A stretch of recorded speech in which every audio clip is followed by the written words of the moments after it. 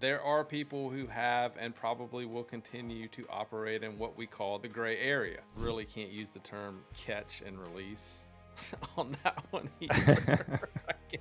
The hook design and the tail design seem to be really unique on this one. Anglers can only use forward-facing sonar and 360-degree sonar for 3 continuous hours per day.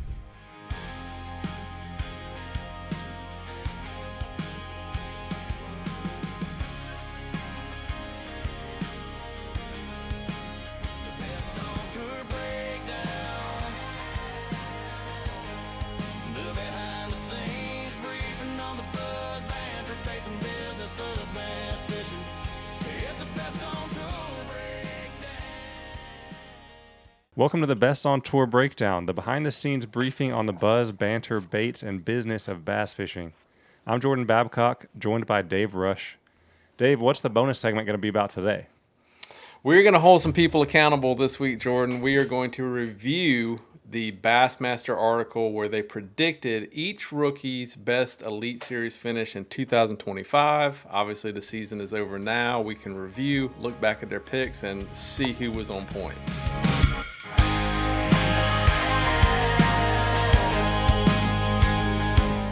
Hey, Jordan, what's the buzz about this week? So the buzz for this week is the NPFL has amended their no info rule. So Dave, I want to just kind of ask you big picture about no info rules and about this one in particular. I have it pulled up here. If you can see this, Dave, if you want to read some from this article and then kind of tell us what your thoughts are. Yeah, so no info rules have always been a big deal in professional bass fishing tournaments and, lower level bass fishing tournaments for that matter. Each organization is kind of all over the map as far as what they are enforcing currently. It seems like, some of them change year to year, some of them change during the year. The NPFL has taken a stand, and for 2026, their no info rule has been amended to read: the no information rule will prohibit competitors from obtaining illicit information about locating or catching fish from tournament waters within 30 days of the date of official practice for each respective event. So the NPFL taking a 30-day stance on the obtaining of information, and I think that's a good thing, man. One thing I have noticed about the NPFL, it seems like they are very open to listening to the anglers, and if they feel like they need to make a change, they don't hesitate to do it. 30-day information rule sounds pretty good to me, so we will see how that works out for them in the 2026 season. They recently put out their schedule. Wasn't a full schedule, the dates were there, but not the locations yet, so a little bit more information yet to come for the NPFL. So right now they are enforcing the 30-day information rule, and I think that's a good thing for that organization. Yeah, that's really interesting, Dave. I want to run this one by you too and get your thoughts on it as well. We have a quote in this article, which is linked in the show notes, by the way, if y'all want to go read this whole thing for yourselves. They said, if the pros have to worry about having a casual conversation at a gas pump or in a tackle shop because someone makes an offhand comment about a favorite lure or worm color, it's gone too far, and it only serves to make our sport less accessible and fan-friendly. So, Dave, can you talk for a minute about kind of what they mean by that? Maybe not everyone understands what a no info rule is exactly, and so how this situation can unfold. So I think specifically what they mean from that quote, whether it's a pre-practice situation, official practice, during the tournament, when pros come to town, anglers want to talk to them, and that's a great thing. It's one thing that makes our sport so cool is the accessibility to the players, to the anglers, and an innocent conversation, at a gas pump was like, hey man, my buddy and I really, caught them well on a lipless crankbait in XYZ Creek. They don't think they're doing anything wrong. They're just having a conversation with their favorite angler. But at the end of the day, that may cause an angler to fail a polygraph test. And I think that's kind of what they're going for here, to try to amend that, to make it a little bit more forgiving on the anglers. The problem you know, as is in any sport or contest that typically involves winning large sums of money, is that there are people who have and probably will continue to operate in what we call the gray area.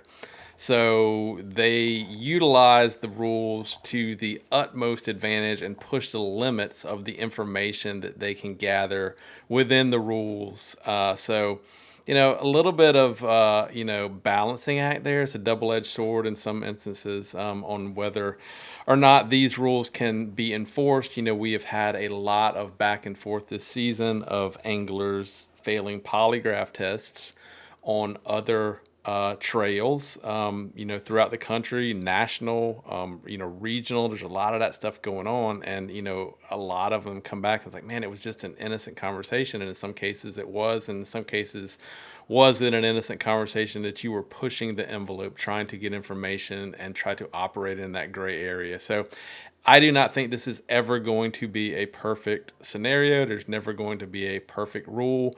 As long as there's tournament fishing and money involved, people are going to try to push the envelope, get as much information as they can. That is just how some people operate. There are some people who operate totally within rules, are sticklers for the rules, and that is the right way to do it. But unfortunately, that is not always going to be the case.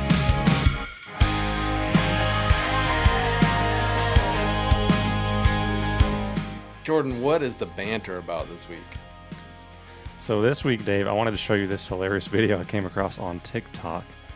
This is from CD Squared Fishing. Check out this video. Let me get your reaction to it, and then we'll look at some of the comments.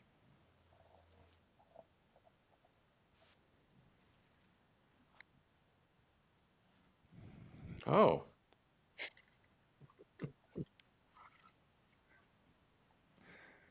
So this fish literally jumped in the boat while he was fishing. Man, that's a nice fish too, man. Oddly enough, I have had this exact same scenario happen to me, fishing in a little narrow creek similar to what it looked like he was fishing in. My question would be too, did he flip the reeds that the fish jumped out of before? Before, because that's probably gotta hurt your feelings a little bit too, right? It's like you just fish down a stretch and then fish doesn't want anything to do with what you're offering, but just jumps in the boat. But man, probably happens more often than we think. You spook a fish out of a some vegetation or whatever. You're in a really small area. It's got nowhere else to go, so just rockets out of the water. Luckily for him, not an Asian carp. We've seen a lot of those videos. Seen a lot of marlin jumping and spearing people. So not that scenario, but unfortunately, if he was in a tournament situation, cannot keep that one. Can't box it, but pretty cool video nonetheless. Yeah, that is hilarious, man. I have not had that happen to me, and it's also amazing that he caught that on film. I mean, you've heard people say, "Oh, they were literally jumping in the boat," right? Kind of as hyperbole when telling a fish story. But this guy can say it, and he has the footage to back it up, which is really funny. Let me read Yeah, I you. mean, and I mean, I really can't use the term catch and release on that one either, I guess technically. But cool nonetheless, man. And that's one cool thing. All kind of things have come from anglers, filming themselves. I'd say what over the past really gotten popular over the past 5 years, probably 10 years, since people started, getting GoPros and more accessible cameras. But some cool things, we get to see, out on the water that we normally would not have gotten to experience from other people's point of view. So cool video. Yeah, let me read you a couple of these comments, Dave, and get your reaction to them as well. There's some pretty funny ones that people had. So here's the first one from Dan Schultz. He says, "I need a new boat. Mine don't do that." Yeah, I mean, and the guy who made the video, CD Squared Fishing, nice way to plug your boat. 25 Skeeter ZXR20 in blue does the trick. Apparently you got to have that blue though. Right. Maybe that's the key. Hmm. And then the next one I'll show you. Jake says, "How people describe the live scope." Yeah, yeah. No comment on the scoping with that one. Yeah, people say, "Oh, it's They're people just who makes the jumping in the bass boat. literally Well, jump in the there boat," you and go. apparently He obviously was not using live scope in this situation, but this is apparently, according to Jake, how people describe live scope.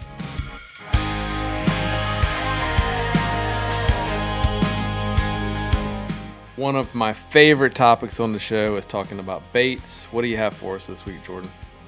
Yeah, so I came across this new bait from Z-Man and Fishing Tackle Retailer. I'll link to this article if anyone wants to check it out. But kind of what I thought was cool about this bait, I feel like we saw this at ICAST, Dave, and we weren't really sure when it would come out, but apparently it is out now. So the cool Man, thing look at about those it, colors. yeah, there's some really cool colors, but also a couple things. The hook design and the tail design seem to be really unique on this one. So Z-Man says this new tail they came up with is a hybrid between a wedge tail and a T-tail. A wedge tail being, kind of like a Huddleston style tail, a little bit more subtle. And so it's somewhere in between the two popular tail types. And you can see actually in this little video here how it looks in the 5 and 6 inch sizes. And that is some really cool action on there. And then again, the other cool thing about this bait that's different is you can rig it multiple ways. So it has a line through system where you can either use the single hook on top, like you can see here, or you can put the treble on bottom. So it's kind of multiple swim baits in one, which is kind of neat, Dave. What do you think? Yeah, it's a pretty cool concept. I think I'm really digging the tail design. I think one thing that people often overlook with swim baits like this is the tail action and the fish picking up on that action of the tail, the vibration. This offers fish something different that they have not felt necessarily before. 5 inch and 6 inch available. The two different rigging options. Would be based on the scenarios, the type of cover you're fishing. The colors, like I said at the beginning, look super awesome. Look like you had a wide variety of colors to cover everything from perch to bluegill to different types of shad, mimicking small juvenile freshwater species as well. So, man, I'd definitely try it. 8 colors, two different sizes, two different hook rigging options there from Z-Man, always coming out with something innovative. Yeah, it's pretty cool because, a lot of guys, they do have to do a lot of custom rigging on their baits, right? Like if they want to make it a jig hook or if they don't want it to be a jig hook and they cut the jig hook out and rig up their own harness. So this is kind of a way to do multiple different rigging options on one bait, which is honestly saves you a lot of time. So I'll definitely try this one out. Yeah, it looks like it was designed with some help from Bassmaster Classic and FLW Forest Wood Cup champion Luke Clausen as well. So he's got a lot of experience under his belt. I'm sure he tested it a lot to make sure that it was exactly how he wanted it. And, like I said, really excited about checking this one out just based on the difference in action of the tail.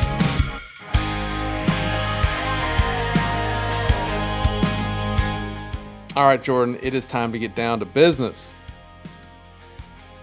All right, so this week, our business topic is going to be payout structures in tournament organizations. So what I have pulled up here from the Major League Fishing website, again, the link is going to be in the show notes if y'all want to read this for yourselves, but the MLF announced lower entry fees and bigger payouts for the BFLs in 2026, Dave. Man, big news coming out of the MLF camp on a couple of fronts. First of all, let's tackle the BFLs. If you don't know what the BFLs are, they are the Phoenix Bass Fishing League, been around for 46 years, a staple in grassroots tournament fishing. They have lowered the entry fees to $200 for boaters, $100 for co-anglers, increased the payouts 20%. Higher in some cases, bigger super tournaments, expanded regionals. So they are really trying to get the numbers back up on the BFLs. However, one of the biggest pieces of news coming out of the press release about the BFLs is not about the payouts. It is about the limiting of forward-facing sonar. Anglers can only use forward-facing sonar and 360-degree sonar for 3 continuous hours per day to maintain fairness. No word from Major League Fishing on how that will be enforced, whether it is going to be a continuous, whether there will be runtime involved. There are a lot of details that need to be ironed out as far as the 3 hours of consecutive forward facing sonar use. But I applaud the effort of any organization that is trying to level the playing field, trying to make things more fair, trying to take care of anglers who are pro forward facing sonar anglers who would rather fish without forward-facing sonar. It is a juggling act, so I am going to reserve judgment on this one until they put out the details of exactly how it is going to work. It is no secret that tournament organizations have been losing participation, particularly in the co-angler section of the field, because of what anglers are deeming the forward-facing sonar effect. So will be interesting to see how this pans out. If you need any more entertainment or want to check out any comments, just simply head over to the Major League Fishing page or any account that posted this. There are plenty of opinions out there about this. So, but I want to wait and see exactly how they're going to implement it. I don't think Major League Fishing would have put this out without part two of the plan. So I think they have something in mind. Also coming out of the Major League Fishing camp, Jordan, a restructuring and payouts for the Bass Pro Tour. Yeah, really interesting. So let me pull that one up for you too, Dave. So I think the big takeaways from this are going to be the top and bottom payouts. Is that right? Yeah, it looks like it. If you follow the Bass Pro Tour, you know the champions earned $150,000 in 2025, with the last checks paying $10,000. Looks like for 2026, the anglers voted, which is key here. Anglers vote on the BPT about changes. Looks like they voted pay $125,000 for first place. The $25,000 difference has been redistributed to boost the last checks. Anglers finishing 21st through 25th place will now earn $15,000 each. So, but also to keep in mind, this is in a reduced field. The BPT is going to a 50 angler field in 2026. So able to make a lot of changes, do a lot of different things with a 50 angler field. Looks to me like pretty much the top half of the field will get paid, earn a $15,000 check.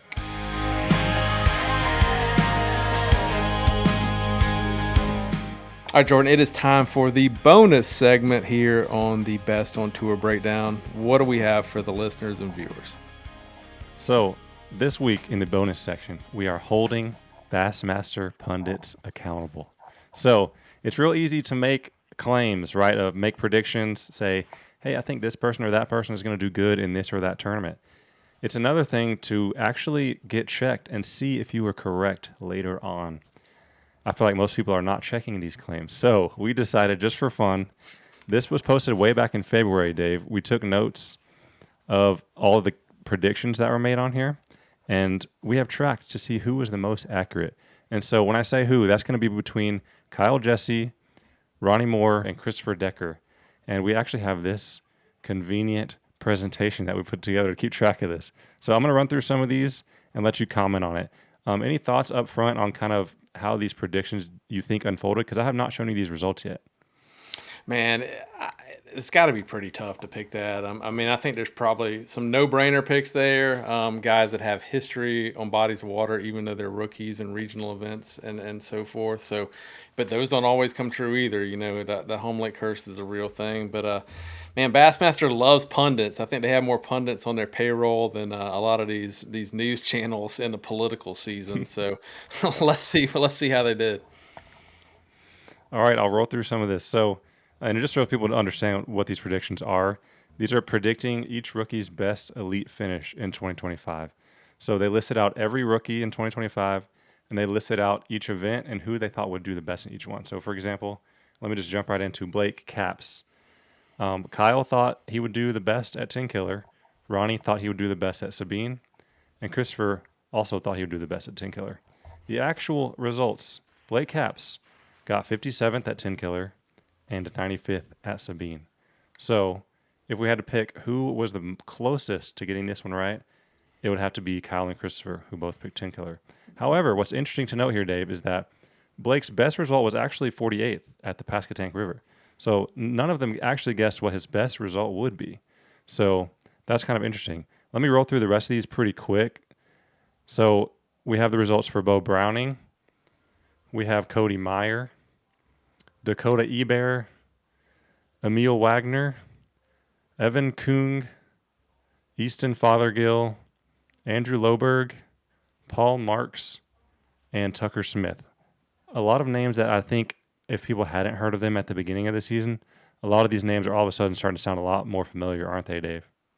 Absolutely. A lot of those guys taking care of business in 2025 on the Bassmaster Elite Series. And it's no surprise these guys had a pedigree coming into it. If you look at some of these predictions, a lot of no brainers on there. An Emil Wagner on Hartwell, a Paul Marks, a Tucker Smith, people who have had history on those bodies of water. And in particular, I think one of the things that allowed some of these pundit picks to be more accurate than not, if you look at Tucker Smith, for example, Ronnie hit this one on the nose, Fork. Now, while you may not have been able to predict that Tucker Smith was going to win Fork, you kind of knew that Fork was going to be a forward-facing sonar tournament. Hartwell was going to be a forward-facing sonar tournament. So you look at guys like Tucker Smith, Emil Wagner, Paul Marks, guys who have made their bones in their young career using the forward-facing sonar, kind of no-brainers there to pick them on tournaments that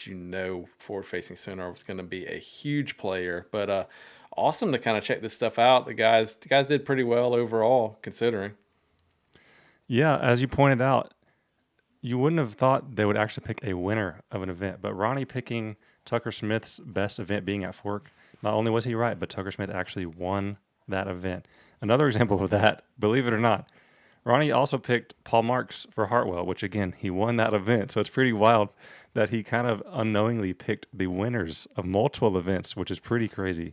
And so that being said, I'll get to the final results. Who did the best in these Bassmaster pundit picks for 2025 Elite Series rookies? That was Ronnie Moore, none other. Not only did he win 5 of these by picking better than Kyle and Christopher, he actually picked 3 event winners, which is absolutely insane. So I'd mentioned Tucker Smith at Fork, Paul Marks at Hartwell, and then, of course, Ronnie also picked Easton Fothergill for the Classic.